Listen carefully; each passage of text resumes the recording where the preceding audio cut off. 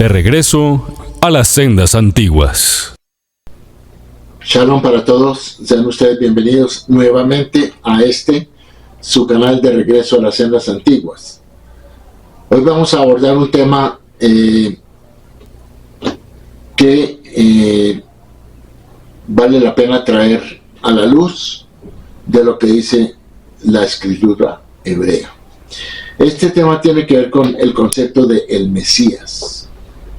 Y podemos decir que es un concepto judío que contradice las afirmaciones católico-cristianas. Así que vamos a mirar cuál es el concepto de este término Mesías en la Biblia hebrea. Y vamos a ver si existe tal concepto como se ve en las denominaciones católico-cristianas. Así que vamos a ver cuál sería la respuesta judía a las afirmaciones cristianas sobre el tema del Mesías. Bueno, comenzaremos diciendo que la palabra Mesías es una traducción. La palabra Mesías es una traducción al español de la palabra hebrea Mashiach, cuya traducción real es ungido. Entonces decimos, un Mesías es un ungido en la Biblia hebrea. Por lo general se refiere a una persona iniciada en el servicio de Dios, al ser ungido con aceite.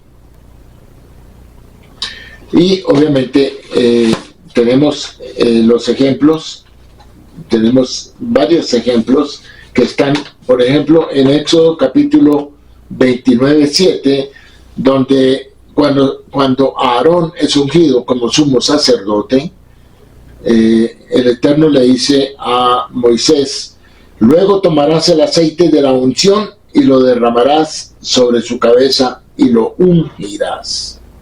Así que el sumo sacerdote siempre era una figura que requería unción con aceite, y por eso es una forma de Mesías, es una figura de Mesías en la Biblia hebrea. También en Primera de Reyes 1:39 dice: y tomando el sacerdote Sadoc el cuerno del aceite del tabernáculo, ungió a Salomón, y tocaron trompeta, y dijo todo el pueblo: viva el rey Salomón. Así que aquí tenemos dos fuentes, dos fundamentos de la Biblia hebrea, donde la primera está en la Torá, en Éxodo 29:7, y la segunda está en Primera de Reyes 1:39, donde se está derramando el aceite sobre Salomón para oficialmente adjudicarlo como el rey de Israel. De manera que ya tenemos el ejemplo de la unción con aceite. Primeramente,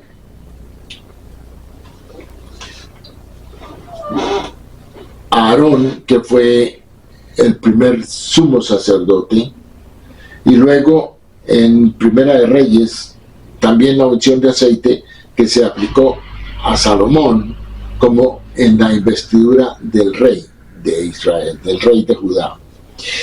Bien, luego tenemos en Segunda de Reyes 9:3, donde se dice: toma luego la redoma de aceite y derrámala sobre su cabeza, y así dijo Dios: yo te he ungido por rey de Israel. Y abriendo la puerta echó a huir y no esperes. Aquí hablamos de Jehú, que es otro rey que fue ungido. Entonces tenemos tres casos acá en la Biblia hebrea donde Mesías es un ungido, y ungidos eran el sumo sacerdote y los reyes de Israel, y también los profetas se consideran en cierto sentido ungidos. Bueno, luego tenemos aquí que hay muchos Mesías en la Biblia, dado que cada rey y sumo sacerdote fue ungido con aceite. A cada uno se le puede llamar ungido o Mashiach o Mesías. Por ejemplo, donde dice aquí en Samuel, en 1 Samuel 26:11, guarde Dios que yo, David, extienda mi mano contra el Mesías, o sea, contra Saúl, el Mesías del Eterno. Aquí se está refiriendo a un momento en que David tuvo la oportunidad de eliminar a Saúl, que era el rey, y en ese momento ambos tenían una controversia y Saúl estaba persiguiendo a David. Sin embargo, David, cuando tuvo oportunidad y se acercó tanto a Saúl que lo pudo haber matado, David dice, guarde Dios que yo extienda mi mano contra el Mesías del Eterno, o sea, contra Saúl en ese momento. Luego el rey era considerado como Mesías, un Mesías. Eso lo encontramos en 1 Samuel capítulo 26 versículo 11. Bien, la palabra hebrea HaMashiach, tenemos un artículo que es él. Luego la palabra HaMashiach significa el Mesías, que describe a una futura persona ungida por venir, o sea que no ha venido. No ha venido. Es una figura en la cual se enfoca el término mesiánico. Pero en ninguna parte de la Biblia aparece esta expresión, el Mesías. En ninguna parte de la Biblia hebrea se habla de el Mesías como una figura específica. No aparece en ninguna parte de la Biblia, dado que la Biblia no hace referencia explícita al Mesías. Entonces, es poco probable que pueda considerarse el concepto como el concepto más importante de la Biblia. No. Vemos aquí que el concepto de Mesías es un concepto bíblico hebreo, pero no es el concepto más importante. Y no se está refiriendo en ningún momento la Biblia hebrea a una figura como el Mesías. En ninguna parte usted va a encontrar ese término, el Mesías. Simplemente hablan de Mesías ungidos como reyes, como sumos sacerdotes. Y se puede vislumbrar una figura de un Mesías para la era mesiánica.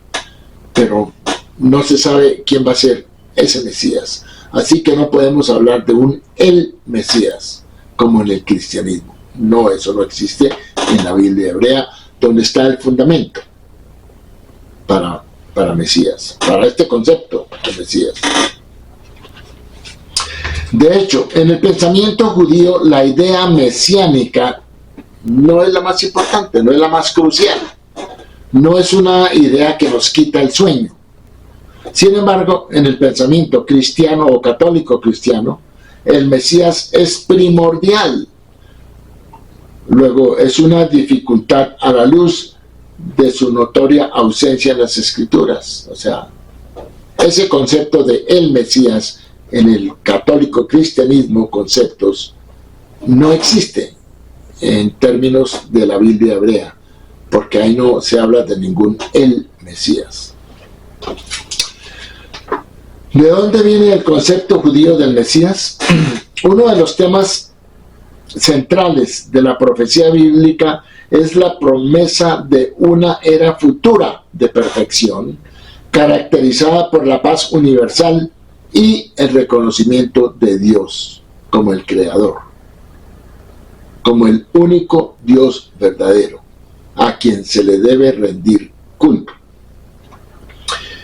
Isaías 2.4, tenemos ejemplos en Isaías 2, capítulo 1, Isaías 2, capítulo 1, versículo 1 al 4, capítulo 2, versículo 1 al 4, donde realmente se nos habla lo que dice Isaías. Dice lo que vio Isaías, hijo de Amós, acerca de Judá y de Jerusalén. Acontecerá en los postreros de los tiempos que será confirmado el monte de la casa de Dios como cabeza de los montes. Entonces aquí se está refiriendo al monte Moriah, donde estaba el templo. Y será exaltado sobre los collados y correrán a él todas las naciones. Correrán a él todas las naciones. Estamos hablando de una era mesiánica realmente. Porque eso no ha sucedido. Y vendrán muchos pueblos y dirán, venid y subamos al monte de Dios, a la casa del Dios de Jacob. Jacob es Israel. Y nos enseñará sus caminos y caminaremos por sus sendas. Porque de Sión saldrá la ley, de Jerusalén saldrá la ley.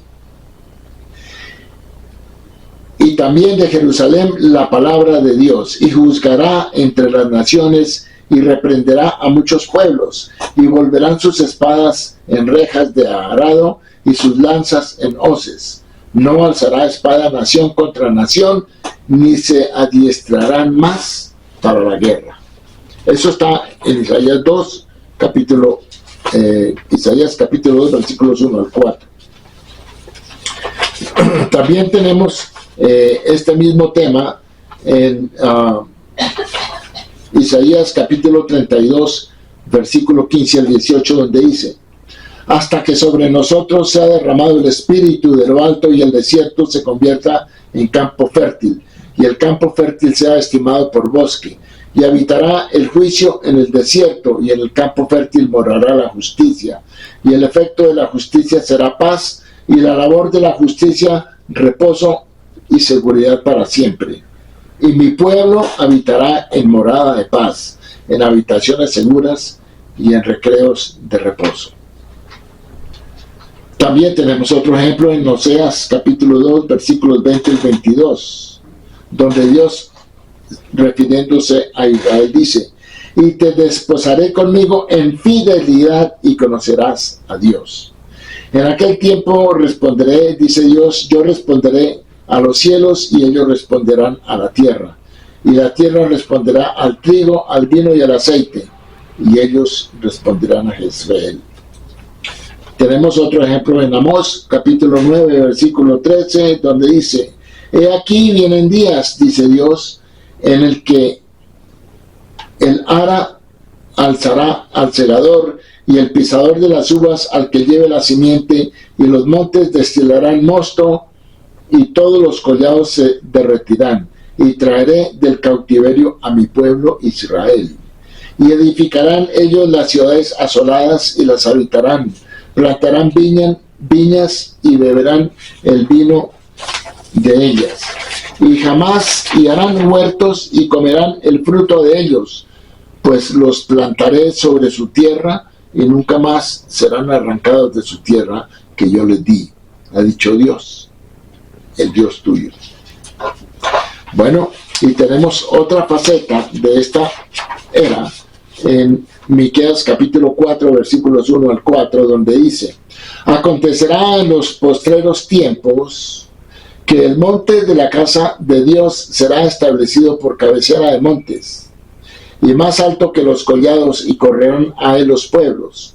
Vendrán muchas naciones y dirán: venid y subamos al monte de Dios y a la casa del Dios de Jacob, o sea, del Dios de Israel, y nos enseñarán sus caminos y andaremos por sus veredas, porque de Sión saldrá la ley y de Jerusalén la palabra de Dios, y él juzgará entre muchos pueblos y corregirá a naciones poderosas hasta muy lejos, y martillarán sus espadas para asadones y sus lanzas para hoces.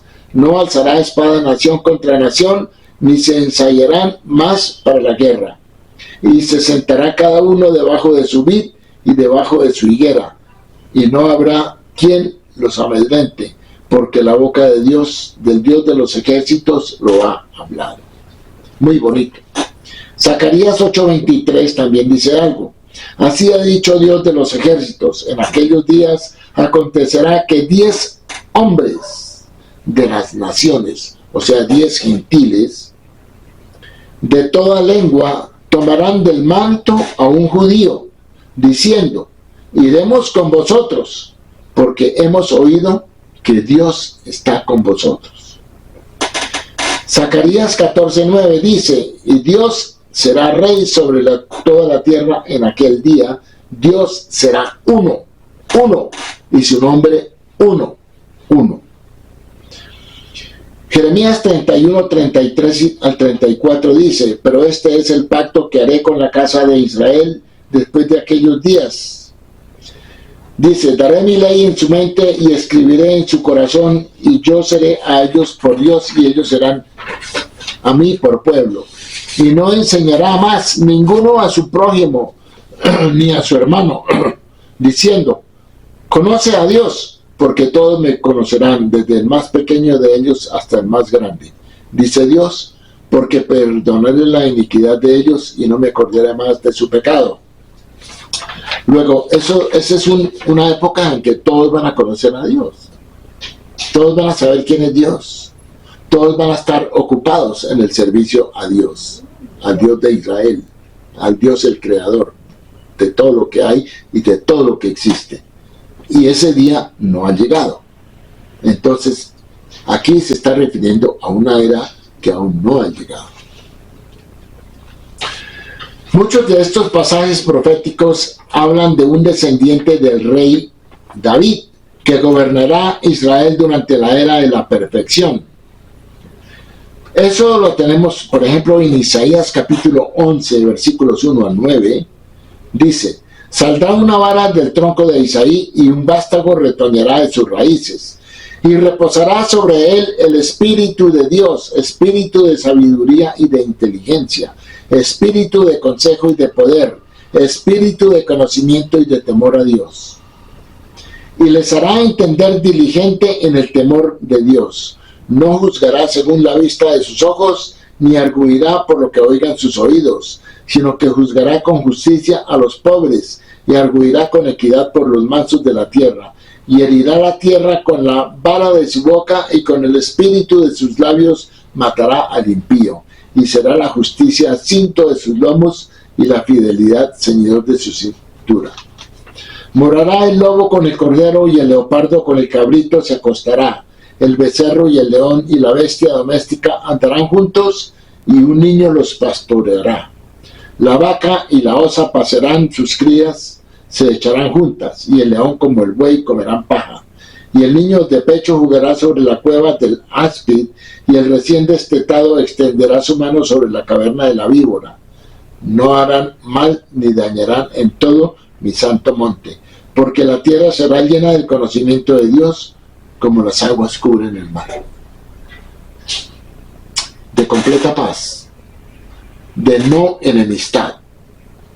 Es un momento en que habrá un pleno conocimiento de todos los habitantes que en ese momento estén sobre la tierra, un pleno conocimiento de Dios.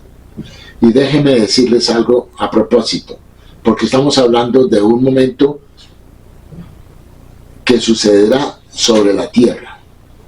Y déjenme aclarar que nadie, la Biblia hebrea no enseña que alguien va a ir al cielo. Nadie va a ir al cielo. La Biblia hebrea dice que los justos heredarán la tierra. Así que ese es otro concepto que de paso debemos corregir, porque nadie va al cielo. Nadie. El cielo es el lugar de Dios.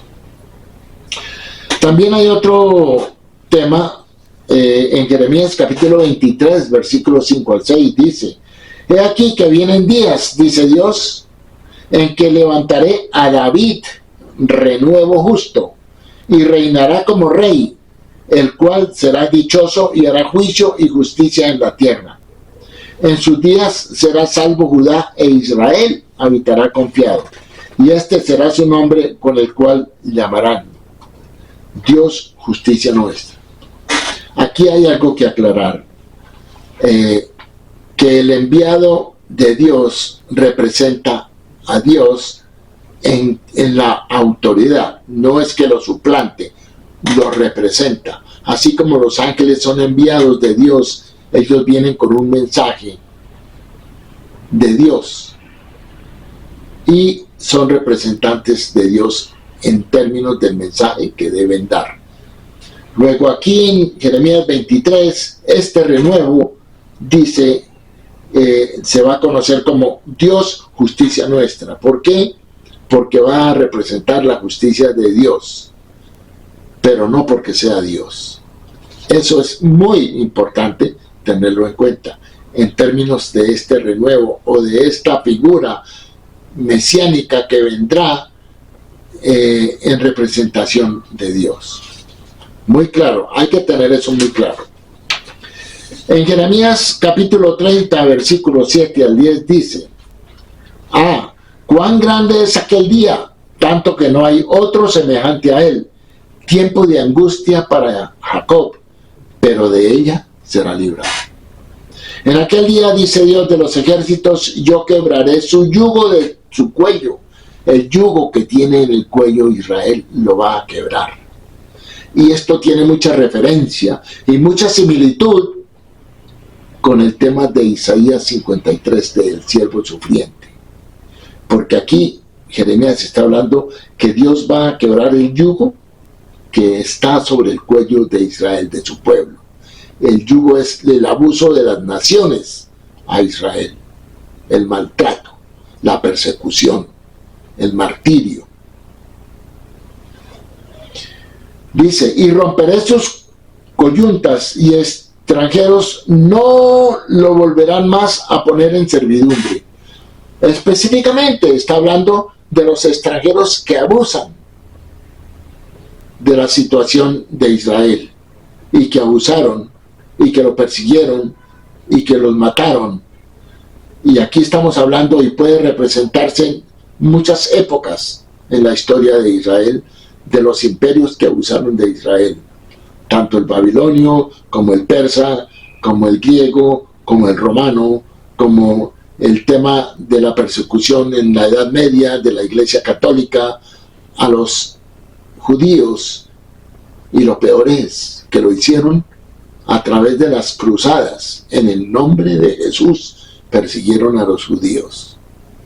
Entonces, ¿cómo pueden esperar ustedes que un judío pueda aceptar esa figura de Jesús cuando la usaron para perseguirnos hasta el tiempo de que tendríamos que escondernos o huir, como fue el caso cuando fuimos expulsados de España en 1492 y siempre fuimos perseguidos en toda Europa? Eso es a lo que se refiere aquí Jeremías, quitar el yugo. Y está hablando de, y extranjeros no lo volverán más a poner en servidumbre, sino que servirán a Dios y a David su rey, a quien yo les levantaré. Cuando habla de David su rey, está hablando del descendiente de David, que es una representación que tiene que tener un linaje de la realeza davídica. Este Mesías debe tener, y es una condición que está en la Biblia, como lo está diciendo acá en Jeremías 37 y el 10, sino que servirán a Dios y a David su rey, a quien yo les levantaré. Dios va a levantar una figura descendiente del rey David, por línea genealógica y paterna. Luego en Jeremías capítulo 30, versículo 10 dice: tú pues, siervo mío, Jacob. Aquí se refiere al siervo, y está hablando de Jeremías. Es otro profeta que está confirmando lo que dice Isaías. Isaías habla del siervo, y habla de que del siervo sufriente, que es Israel, donde también en capítulos anteriores en Isaías Dios habla de que Israel es su siervo. Y aquí en Jeremías capítulo 30, versículo 10 dice: tú pues, siervo mío, Jacob, o sea, Israel. No temas, dice Dios, ni te atemorices, Israel, porque he aquí que yo soy el que te salvo de lejos a ti y a tu descendencia de la tierra de la cautividad, o sea, de la opresión de las naciones. Y Jacob, o sea, Israel, volverá, descansará y vivirá tranquilo, y no habrá quien le espante, quien lo moleste. Esa es la era que estamos esperando. También, para continuar con el tema del Mesías y confirmar este concepto, volvemos a Ezequiel capítulo 34, versículos 11 al 31, donde dice lo siguiente: porque así ha dicho Dios el Señor, he aquí, yo mismo iré a buscar mis ovejas y las reconoceré, como reconoce su rebaño el pastor el día que está en medio de sus ovejas esparcidas. Israel está esparcido por todo el mundo. El judío está en todas las naciones del mundo. Estamos viviendo una diáspora y estamos en la diáspora.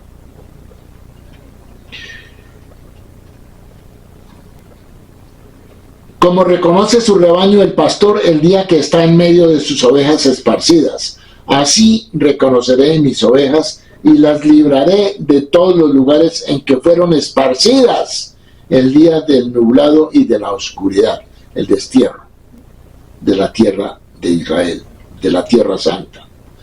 Y yo las sacaré de los pueblos y las juntaré de las tierras, las traeré a su propia tierra. Está hablando en una forma metafórica de las ovejas, pero está hablando de su pueblo Israel. Y las juntaré de las tierras, las traeré a su propia tierra, o sea, a Israel. Y las apacentaré en los montes de Israel, por las riberas y en todos los lugares habitados del país. En buenos pastos las apacentaré, y en los altos montes de Israel estará su aprisco. Allí dormirán en buen redil, y en pastos suculentos serán apacentadas sobre los montes de Israel. Yo apacentaré mis ovejas, y yo les daré aprisco, dice Dios el Señor. Yo buscaré la perdida y haré volver al redil la descarriada. Vendaré la perniquebrada y fortaleceré la débil. Mas la engordada y a la fuerte destruiré. Las apacentaré con justicia. Muy bonita. Es la misma era que estamos esperando. Y esto es lo que dicen los profetas de esa era. También tenemos en Ezequiel capítulo 37, versículo 21 al 28, y estamos recorriendo estas partes que tienen que ver con el tema del Mesías, y en cierto sentido de la era mesiánica, una era de reconciliación de todas las gentes y todas las naciones y todo Israel en ese momento, en esa dimensión mesiánica. Ezequiel capítulo 37, versículos 21 al 28 dice Dios, y le dirás, así ha dicho Dios el Señor, he aquí yo tomo a los hijos de Israel de entre las naciones, a las cuales fueron dispersados, y los recogeré de todas partes, y los traeré a su tierra, y los haré una nación en la tierra, en los montes de Israel, y un rey será a todos ellos por rey, y nunca más serán dos naciones, hablando de la casa de Israel y de la casa de Judá. Ni nunca más serán divididos en dos reinos, ni se contaminarán ya más con sus ídolos, con sus abominaciones y con todas sus rebeliones, y los salvaré de todas sus rebeliones con las cuales pecaron, y los limpiaré y me serán por pueblo, y yo a ellos por Dios. Mi siervo David será rey sobre ellos. Aquí está hablando de la figura mesiánica, cuando habla de mi siervo David. Mi siervo David será rey sobre ellos, y todos ellos tendrán un solo pastor, y andarán en mis preceptos, o sea, en mis mandamientos. Y mis estatutos guardarán, y los pondrán por obra. Así que esto que el cristianismo dice que ya la ley no está vigente, pues es mentira, porque aquí dice en Ezequiel que en esa época dice, andarán en mis preceptos y mis estatutos guardarán y los pondrán por obra. habitarán en la tierra que di a mi siervo Jacob, o sea, a Israel, representativo de Israel, en la cual habitaron vuestros padres, en ella habitarán ellos, sus hijos y los hijos de sus hijos, para siempre. Y mi siervo David será príncipe de ellos para siempre. Hay que tener en cuenta aquí que en Ezequiel hay una parte muy importante del capítulo 40 al 48. El profeta Ezequiel nos ilustra sobre un templo que va a existir en un momento futuro, y que van a haber sacrificios, y van a haber sacrificios por el pecado. Y esto completamente desvirtúa toda la terminología, toda la teología paulina, especialmente de que ya no habrá más sacrificios. Eso es una mentira, y aquí lo estamos desvirtuando. Bueno, dice entonces, David será príncipe, y a propósito Ezequiel menciona a esta figura como un príncipe que va a estar en el templo, y quien va a ofrecer los sacrificios a Dios, sacrificios por el pecado. Bueno, y haré con ellos pacto de paz, pacto perpetuo será con ellos, y los estableceré y los multiplicaré, y pondré mi santuario entre ellos para siempre. Pondré mi santuario, o sea, el templo. Entonces va a haber un templo en ese momento, en esa nueva era. Va a haber un templo reconstruido, y ese es uno de los requisitos del futuro, de la futura figura de Mesías, para que reconstruya el templo. Así que va a haber un templo. Dice, y pondré mi santuario entre ellos para siempre. Estará en medio de ellos mi tabernáculo, y seré a ellos por Dios, y ellos me serán por pueblo. Y sabrán las naciones, o sea que van a haber naciones ahí, y sabrán las naciones que yo, Dios, santifico a Israel, estando mi santuario en medio de ellos para siempre. Es aquí donde vemos que el papel de Israel es un papel preponderante entre las naciones de todo el mundo, porque Israel es el pueblo que Dios escogió para que fuera luz a las naciones. Entonces, aquí en los profetas nos están comentando sobre cómo va a ser esa era. Algunos nos están dando unas pequeñas vistas de lo que puede hacer esa era, y cuál va a ser el papel de Israel, y cómo va a haber un santuario, cómo va a haber una figura descendiente de David que va a gobernar en esa época, y que todas las naciones van a venir a conocer al Dios de Israel, y que ya no habrá más guerra. En Oseas capítulo 3 versículos 4 y 5 dice, porque muchos días estarán los hijos de Israel sin rey. Ese es el momento de ahorita. Y aquí está Oseas precisamente profetizando sobre este momento que estamos viviendo ahorita, donde en Israel no hay rey. Dice, porque muchos días estarán los hijos de Israel, o sea Israel, sin rey, sin príncipe, sin sacrificio, sin efod, que es un implemento sacerdotal. O sea, aquí el mismo Oseas se está diciendo que habrán días donde no habrá un templo.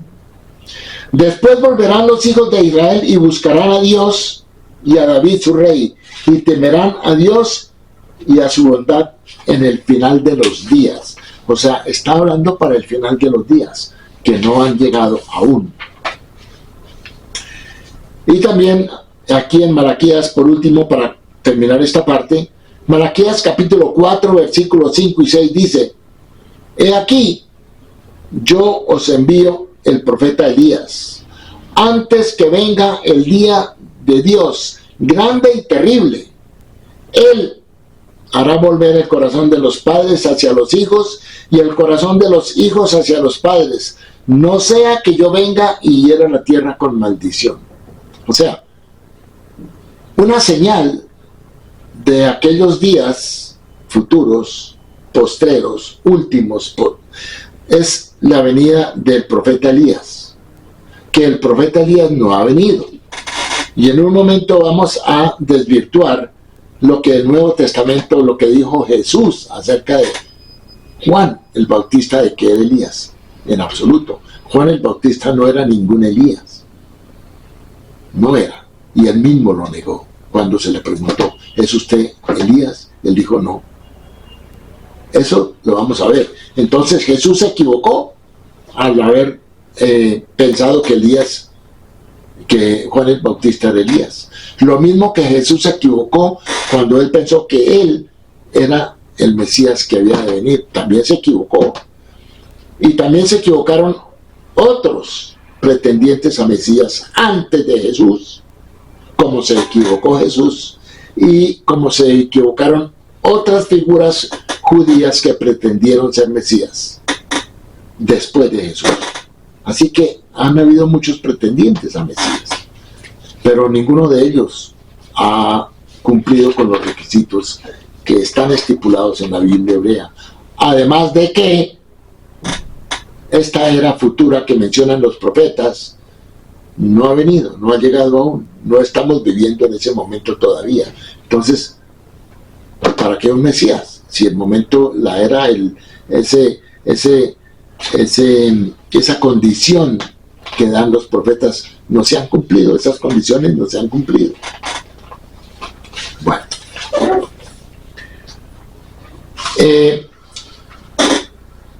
dado que cada rey es un Mesías, estamos hablando de los fundamentos de la Biblia hebrea. Por convención nos referimos a este futuro ungido como el Mesías. Lo anterior es la única descripción en la Biblia de un descendiente davídico que vendrá en el futuro, como ya lo hemos leído acá en algunos de los profetas. La Biblia nunca habla de creer en el Mesías. La Biblia hebrea nunca dice que hay que creer en el Mesías. Debido a que su reinado será una realidad históricamente verificable, evidente para cualquier persona, no requerirá creencia o fe. O sea, que en ese momento todos van a saber quién es, pero no tienen que creer en él como una figura de salvación. Eso es cristianismo y eso es idolatría. Y eso es catolicismo y eso es idolatría.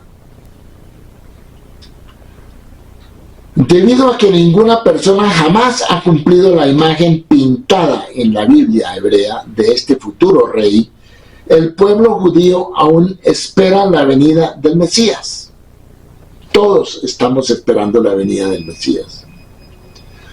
Todos los reclamantes mesiánicos anteriores, incluidos Jesús de Nazaret, como lo fue Bar-Kova y como lo fue después Shabbatai Tzvi,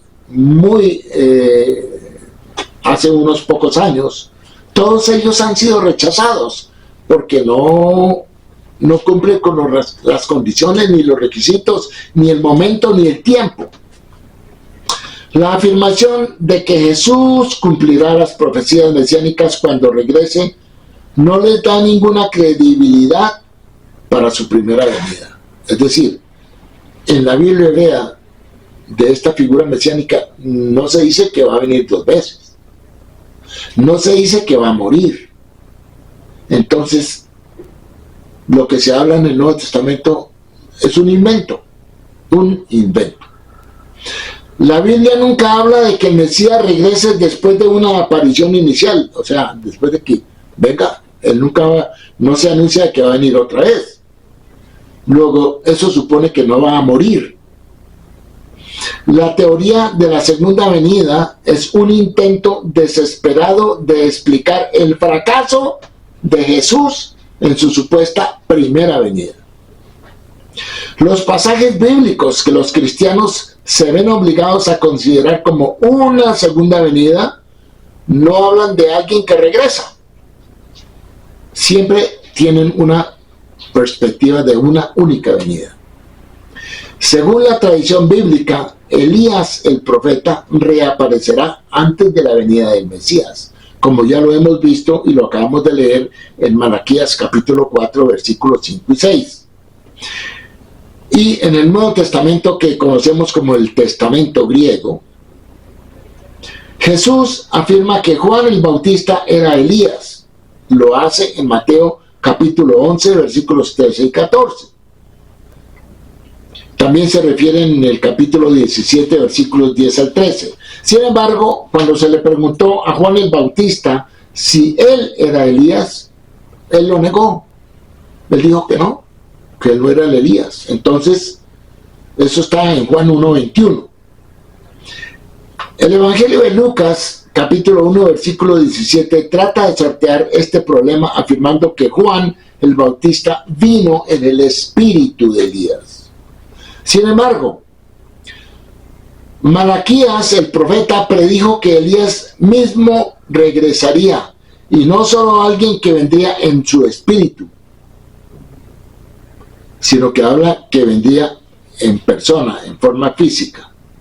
Cuando se le preguntó acerca de su identidad, Juan el Bautista no afirmó haber venido en el espíritu de Elías. Él nunca dijo que él había venido en el espíritu de Elías. Afirmó que no tenía ninguna asociación con Elías. La profecía sobre el regreso de Elías dice que restaurará el corazón de los padres hacia los hijos y el corazón de los hijos hacia los padres. Pero hasta ahora no hay evidencia de que Juan el Bautista haya logrado eso, porque todo siguió igual, nada cambió. Según la Biblia judía, el Mesías debe ser descendiente del rey David, y eso lo tenemos en Jeremías capítulo 23, versículo 5, y también en Ezequiel capítulo 34, versículos 23 al 24.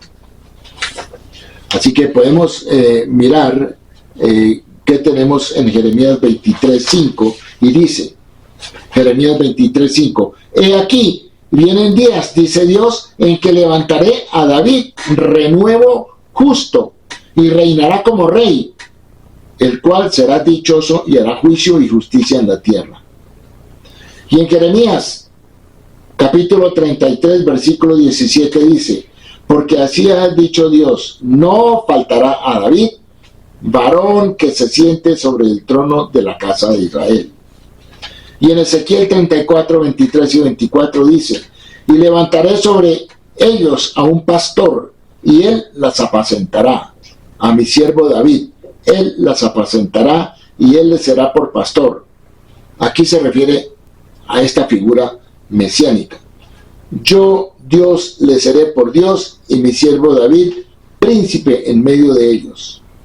Yo, Dios, he hablado. Bueno. Entonces, aunque el testamento griego rastrea la genealogía de José, que era el esposo de María, hasta David, luego afirma que Jesús resultó de un nacimiento virginal y que José no era su padre, según Mateo 1, 18, capítulo 1, versículo 18 al 23. Ahí dice que José no era el padre de Jesús, porque José encontró a María embarazada y estaban hasta ahora comprometidos, no vivían juntos. ¿Cómo era que ella iba a resultar embarazada? Entonces aquí es donde se le dice a José que no tema, porque lo que ella tiene es del Espíritu Santo. Entonces aquí vemos que tener en cuenta que si José no es el padre biológico de Jesús, entonces Jesús no puede ser descendiente de David, y no puede serlo tampoco por María. Entonces porque la genealogía se transmitía, la genealogía tribal de las tribus se transmitía a través del padre, no de la madre. Entonces, si se excluye a Jesús como hijo de José, pues Jesús no tendría un padre biológico que fuera descendiente de David. Y en ese caso se desvirtuaría como apto para ser Mesías. Bueno, entonces, Según Mateo 1, 18 al 23, en respuesta se afirma que José adoptó a Jesús y transmitió su genealogía a través de la adopción. Pero que hay dos problemas con esta afirmación. No hay una base bíblica para la idea de que un padre transmita su línea tribal, o sea, de la tribu, por adopción. El sacerdote que adopta a un hijo de otra tribu no puede hacerlo sacerdote por adopción. José nunca podría pasar por adopción lo que no tiene, debido a que José descendía de Jeconías. Y aquí hay otro problema, porque en Mateo capítulo 1, versículo 11 se menciona que José era descendiente de Jeconías.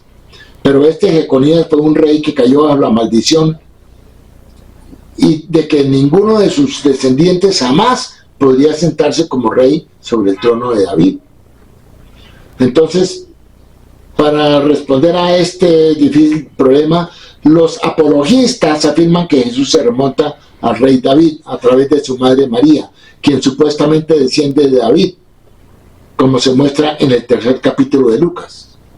Pero aquí hay 4 problemas con esta afirmación.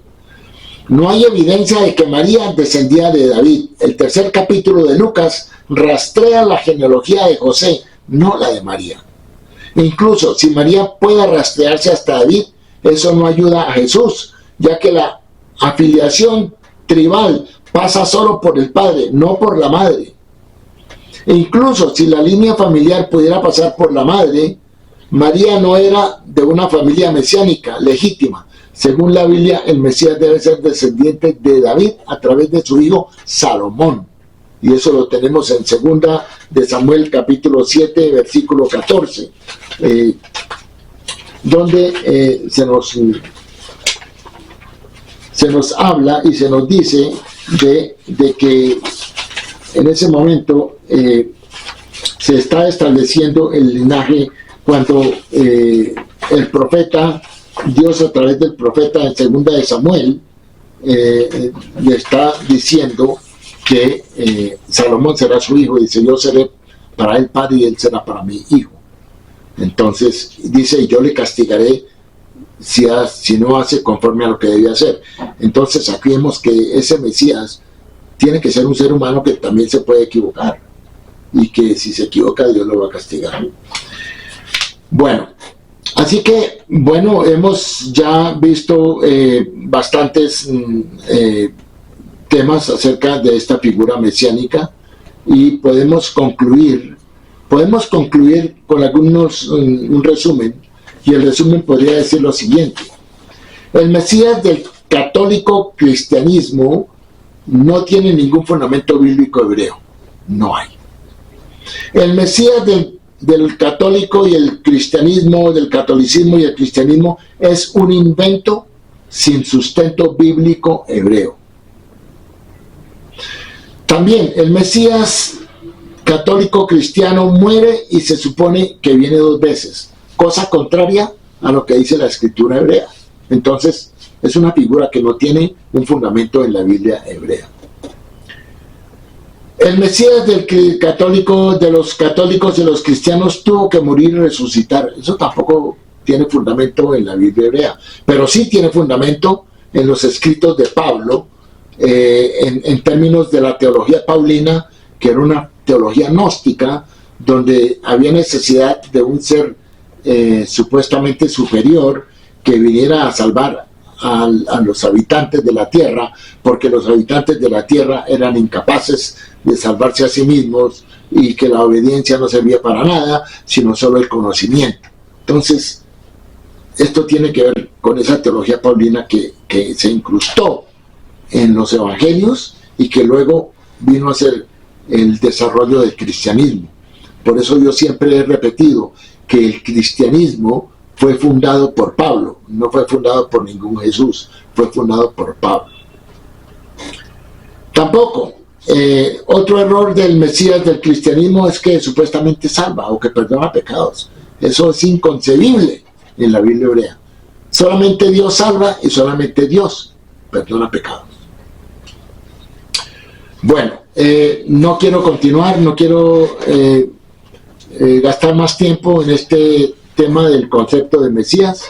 Retornaremos en otro momento para explicar las condiciones que pueden haber en esta era, según algunos de los sabios del judaísmo, como lo es Maimónides. Entraremos a tocar ese tema en un futuro. Muchas gracias por su atención. Muchas gracias por los comentarios. Quedamos pendientes de otra oportunidad para poder abordar un tema interesante, y que ustedes pueden ir corrigiendo sus cosas a medida que están viendo estas explicaciones, a medida que se les está dando esta información. Por favor, hagan algo con esta información, no se queden quietos, hagan algo, reaccionen, miren, indaguen cuánta mentira les están diciendo. Lo peor que un ser humano puede, la peor situación en la que un ser humano puede estar es estar engañado. Y las personas que están tanto en el catolicismo como en el cristianismo están engañadas. Se lo digo de todo corazón. Muchas gracias. Shalom.